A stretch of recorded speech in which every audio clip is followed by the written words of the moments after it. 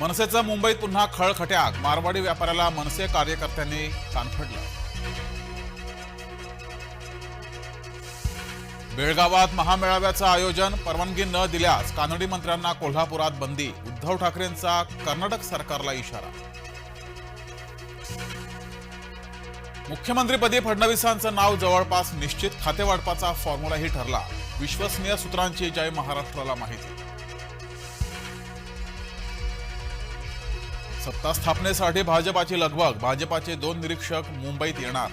पक्षप्रतोद गटनेता आणि विधिमंडळ नेत्याची नियुक्ती होणार. शपथविधीसाठी महायुतीकडून जय्यत तयारी, महायुतीच्या नेत्यांकडून आझाद मैदानाची पाहणी. राज्यातील प्रमुख नेत्यांना शपथविधीचं निमंत्रण.